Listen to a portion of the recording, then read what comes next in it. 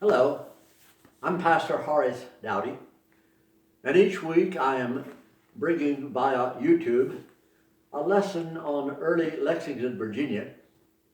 And I encourage you, if you enjoy these videos, then hit like, go to Horace Douty YouTube first, and then hit like, and then hit subscribe, and then go to the little bell icon so that you'll be notified.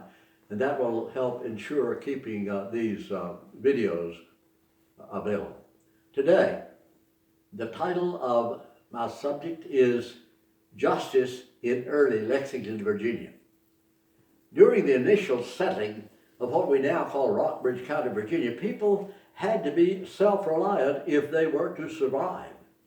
Some of our ancestors would express astonished scorn at our total dependence upon government today. They did not expect government schools to educate their children. They would have been aghast if some agency tried to inspect food and drink in order to determine what should be fit for us to eat and drink. These Scot-Irish found it offensive when they were even forced to allow wagons and horses to cross their land for the benefit of travelers. They did not want gates. They did not want access from the outside. They were never happy when they were taxed to pay for the state church, which was not their chosen religion to begin with. And even though this part of Virginia, Lexington, was a wild frontier, the culture was not lawless. People looked to the elders of the churches, the meeting houses, for justice when matters could not be handled personally. Frontiersmen worked through their disputes, sometimes in rough-handed style, because they learned that if they chose to fight the offensive neighbor, it was best done out of sight. Court records of Orange and Augusta, our first seats of justice, indicate that fist fights were not acceptable at church or at funerals or at the courthouse. Participants would be fined or punished. And when we consider the difficulty of travel from here to Orange County, on the other side of the Blue Ridge, it is easy to understand how the early settlers would have been motivated to settle disputes on their own out in the woods. By 1778, 50 years after the first settlers arrived in this part of the valley, Rockbridge County had its own court.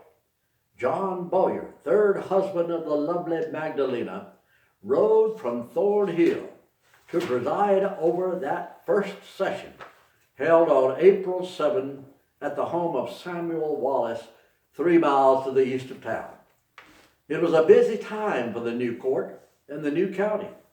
Our American revolt, the war for independence, was not going well. The court appointed captains of militia, and for the first time, the famous Liberty Hall Volunteers appeared in history. Who were they, and who was their captain? Their captain was William Graham, that remarkable Presbyterian pastor, founder of the school which we now know as Washington and Lee University. Tough Rockbridge boys helped turn the tide of that war as they participated in the victorious Battle of Guilford Courthouse. The name of James Hall appears prominently in the record during the first weeks of the new court. He was an Indian fighter and soldier from this area. Hall and his friends were involved in the pivotal battles at Point Pleasant, where Indians were ultimately defeated, but at great cost to the militia. Many consider October 77 battle at West Virginia the first engagement of the American Revolution, when the Indian Chief Cornstalk was killed in 1777. James Hall, Hugh Galbraith, Malcolm McCown, and William Rowan were considered responsible, which they were. Our British enemies quite naturally made the most of the incident, hoping to use Indian hostility against the Americans. And our governor, Patrick Henry, sensed the political implications, and from the safety of his office in Williamsburg and Richmond, he called for the perpetrators to be brought to justice, and they were. General John Bowyer's brand new court of Rockbridge found them not guilty of the murder charges. Furthermore, Bowyer helped appoint James Hall to the rank of militia captain. And Hall and Bowyer served together several times during the remainder of the Revolution, and in the minds of many people are considered American patriots. Not everybody.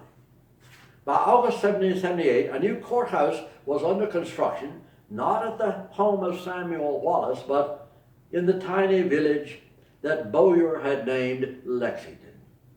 And the courthouse was small, only 16 by 20 feet, and a sheriff was appointed. The court also named constables who were commissioned to settle minor cases.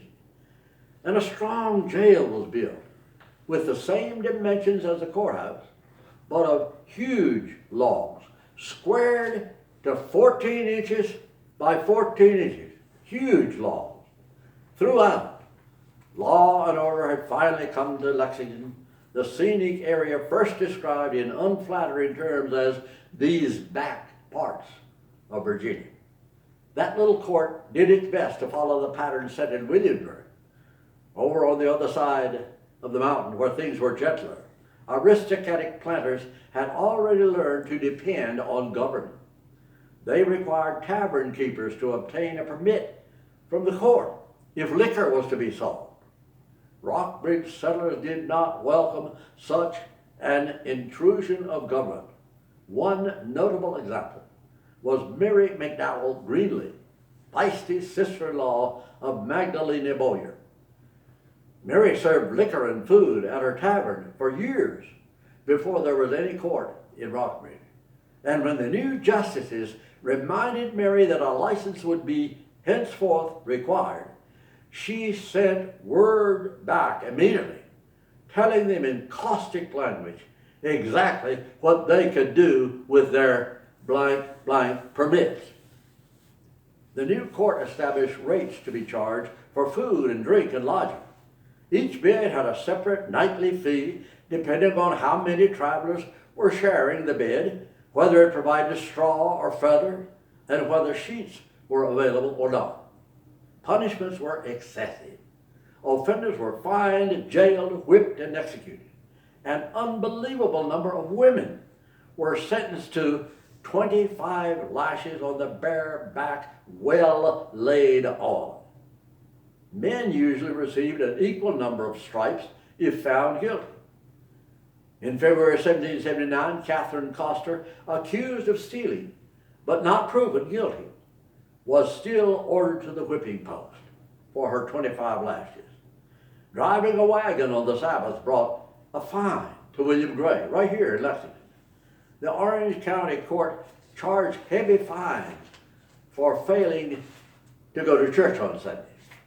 A few years later, in the hills of Rockbridge, you were allowed to skip church finally, as the established state church had been abolished. But no common labor was permitted on the Lord's Day. And when the court gave people a choice between a fine and a whipping, they usually chose the whipping because cash was hard to come by. Broken skin would heal, usually. Roger McCormick was sent to jail for speaking words of loyalty to the King of England. And James Bailey was fined for referring to the federal legislature as that damned Congress. For the first time in Rockbridge, money appeared as dollars instead of the British coin. A determined imagination is required to construct a mental image of men and women being roped to a public whipping post in the center of Lexington, their sensitive skin exposed and slashed with whips. The mere thought is revolting. However, even that punishment pales in comparison to the judgment rendered by the court on December of 1786. A slave named York was found guilty of killing Tom, a fellow slave, and John Greenlee, High Sheriff, was ordered to hang York until dead, and then he was ordered to sever York's head and set it on a post for 30 days at the corner of Main and Houston, right here, as a solemn warning to all transgressors. And be aware, we are not describing medieval Europe. We're talking about Lexington, Virginia, the Athens of the South, a mere 2 centuries ago. Were those the good old days? Well, maybe. But I'm happy that I will not likely ever be required, under any circumstances, to fulfill a duty as grisly as that assigned to Sheriff Greenlee. That is your history lesson for today.